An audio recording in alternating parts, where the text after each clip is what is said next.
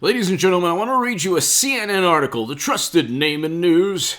A CNN article talking about New York obtaining Donald Trump's financial records. With the records now in hand, Vance and his fellow prosecutors will be able to get deeper into investigative theories, pursue interviews with key witnesses, and here's the important part.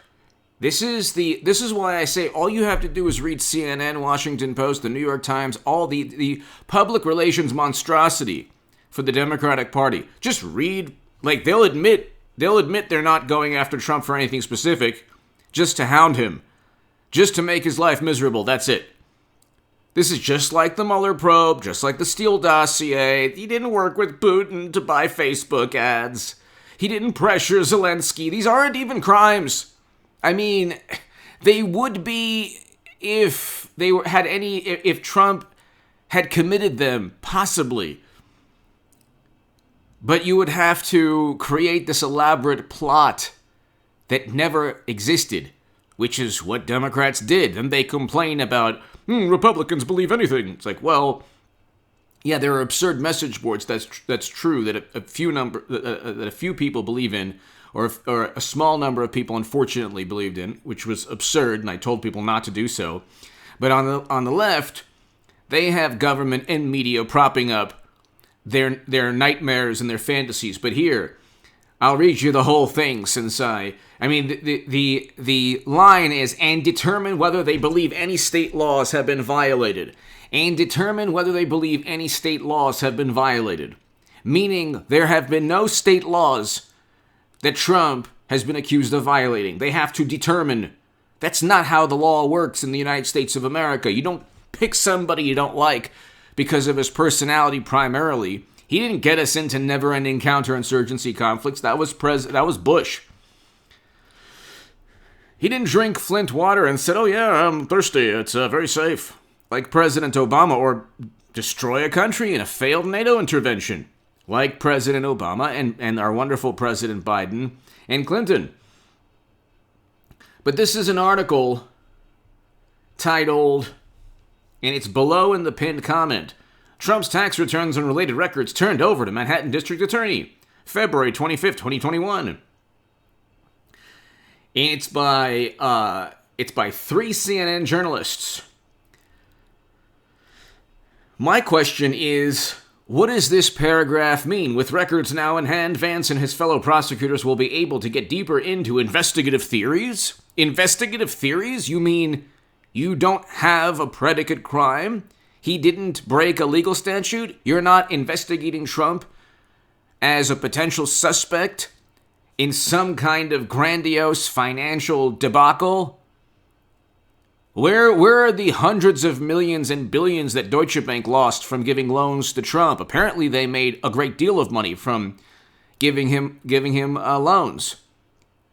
Did they reach out to New York? Did the IRS had Trump's taxes?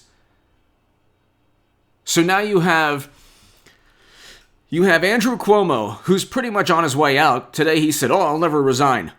Okay, everyone around Trump, everyone who leveled like these absurd accusations against Trump when they were the ones who committed really despicable acts like the Lincoln Project, completely disgraced political organization, and Andrew Cuomo, who's like disgraced now also as New York's governor, who presided over the worst outcomes, by the way. I've been saying this for like 7-8 months now. The worst outcomes, and also the worst economic outcomes.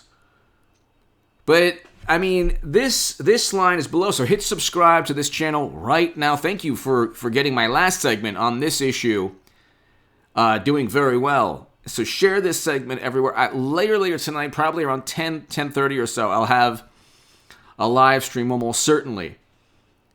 But hit subscribe to this channel. To my new Patreons, thank you. I can't thank you enough. And ladies and gentlemen, if you want to support my voice long term, I'm completely independent. It's just me and my posters and CNN articles that I have to read so you don't have to, where I can actually find them admitting they're just simply trying to make life difficult for Trump. They have no crime that they're actually going, like, to investigate. Like, they never had any direct evidence that Trump worked with Russia. The circumstantial evidence was non-existent. They had to purchase it in a dossier. The intelligence agencies saying anything is not circumstantial evidence. It's not even direct evidence, because they work on high to moderate confidence assessments. The intelligence agencies never state anything categorically. They say, we believe, we assess, we're confident. That's not a categorical statement in fact. That's not certainty. So you can't say that. I've heard, like, oh, a Republican Senate panel confirmed. These are semantic games that they play. These vapid semantic games. A Senate panel confirmed the opinion of James Clapper. If the Senate panel confirmed, then my belief is that Michael Jordan is the greatest basketball player of all time.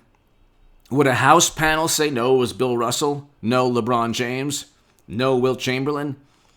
No, they're the greatest?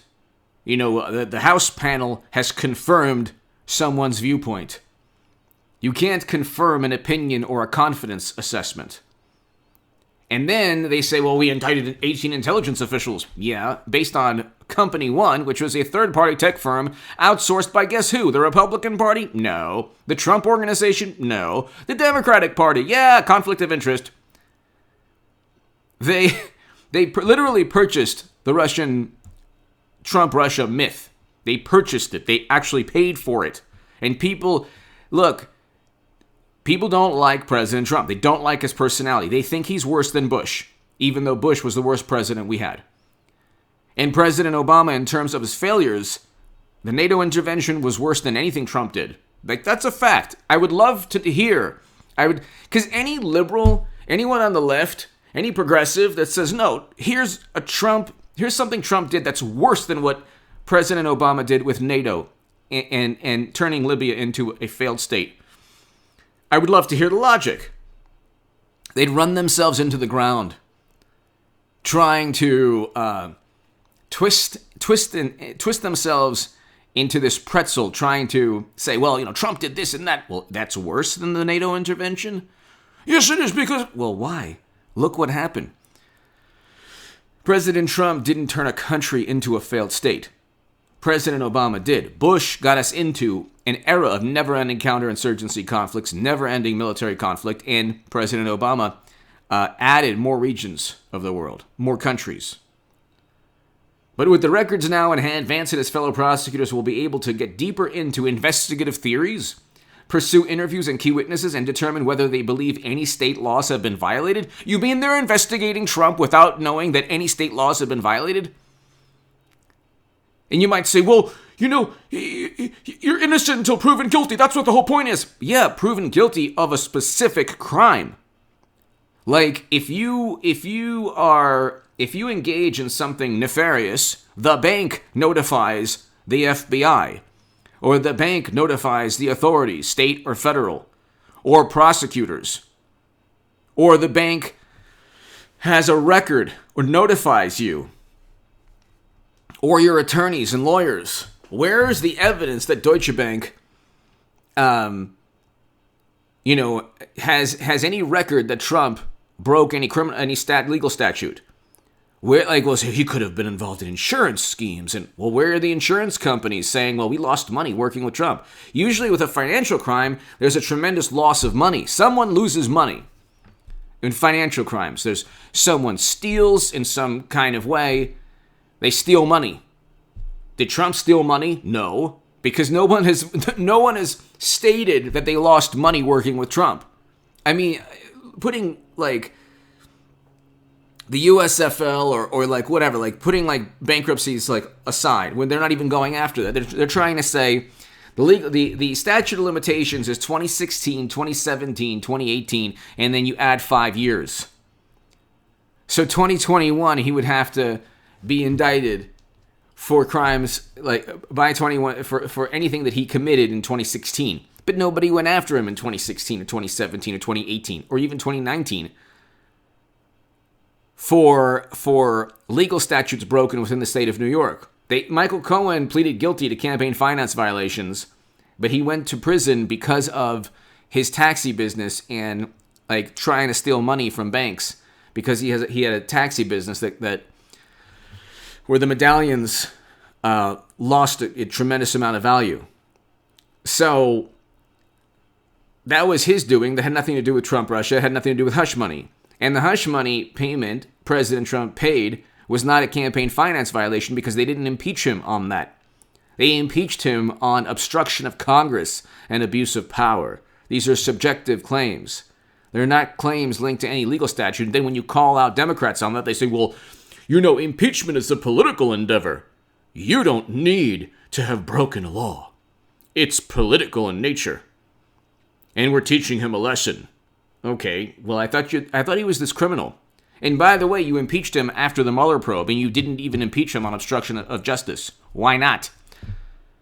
No obstruction of justice with the Mueller probe. No Trump, Russia. They say, well, the Mueller probe, there were improper contacts. Well, why didn't you impeach him on that the first time around? Because the impeachment ended in like February, like the Senate acquitted Trump in like the beginning of February of 2020. Gee, what happened a month later? Oh, that's right. The dystopian reality we've lived for the past year. So they've gone from one dystopian reality to another, Democrats. All Trump's fault. They were completely blindsided because they were focused only on impeaching Trump for obstruction of Congress, which every president can be impeached on obstruction of Congress. Eric Holder was impeached on contempt of Congress, or what was it? Eric Holder, contempt of Congress, and even Democrats.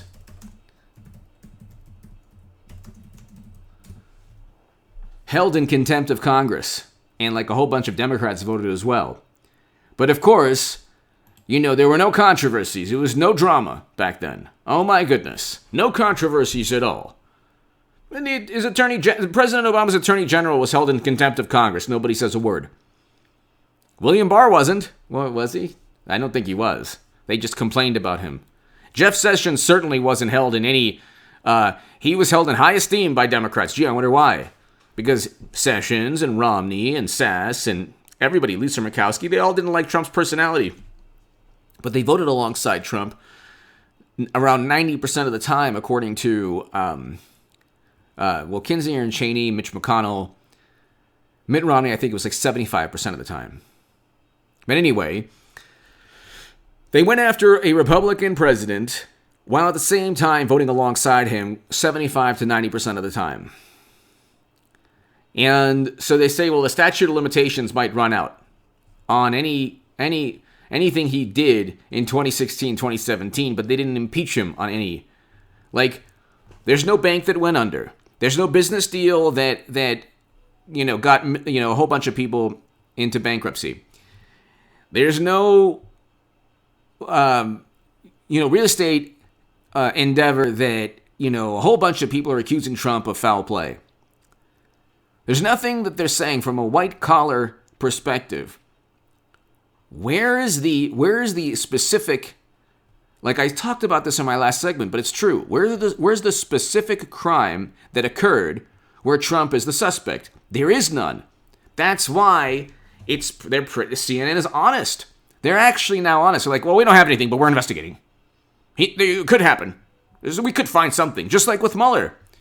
Well, we don't know. I mean, we don't have any direct evidence, but we have a whole bunch of circumstantial. Well, if you want to take circumstantial evidence, they never take circumstantial evidence and investigate, pay-to-play schemes with Biden's son, where he has emails from foreign business people saying, oh, thank you for helping us meet your father, the sitting vice president, who, by the way, lied. Biden said he never attended any meetings. Now you have emails showing that he did. Then the rebuttal is, well, you don't know if the meeting happened. It's like, okay, well, are the emails legitimate or not? Well, they could be, they could be legitimate, and then, that could be just an email where they made it up. It's like, they never treat Democrats in the manner they treat Trump. If Eric Trump and Donald Trump Jr. or Jared Kushner left a laptop full of incriminating emails, you better believe every single publication, from the New York Times to the Washington Post to The Nation, Mother Jones, BuzzFeed, Vanity Fair, Esquire, Rolling Stone. Oh my God, they would publish all the emails. It wouldn't be like Twitter with the disclaimer, disputed claim. They wouldn't, you better believe none of those publications would have their Twitter account suspended by Twitter. Like the New York Post did for breaking the story, doing what journalism is about, breaking a story. Like a legitimate story, not like, oh, we're going to publish the Steele dossier just so people can come to their own conclusions. It's like, no, Clinton purchased it. They wouldn't publish a dossier that Trump purchased on Biden or anyone else. But give me your thoughts below. Hit subscribe. They've never accused Trump of a specific crime. They are trying to potentially find one, but that's not, you're protected under the Bill of Rights. You can't simply, there's not even a scandal in terms of like a bank going under. Like Whitewater was a land deal that didn't work out, where the Clintons were implicated. So people lost a lot of money. Okay? Like the email scandal was like top secret intelligence on emails. Kevin Kleinsmith like falsified FISA documents to deceive a judge. So you have like specific events and actions that took place. None of those people were investigated prior to, like, before the Whitewater deal went under, the Clintons weren't investigated. You had to have a specific incident take place, like a financial crime take place, or a possible financial crime take place. Then the investigation says, oh, well, who's around the land deal? Or, the bank went under and they gave money to this billionaire. Well, hold on. Wait a second. Is the billionaire implicated?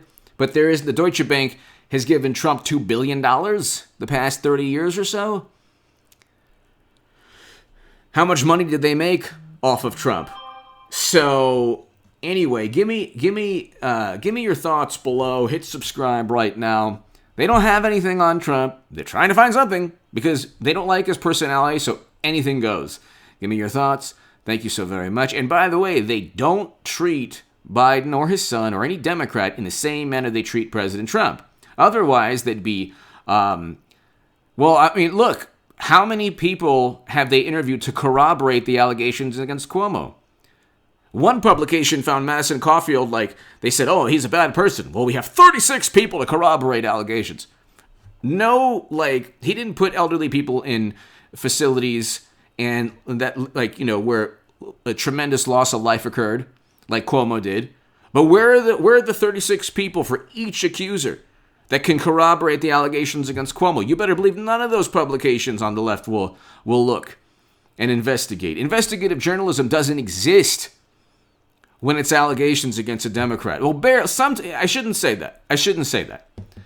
There are some journalists that are really good on the left. Give me your thoughts below. Hit subscribe.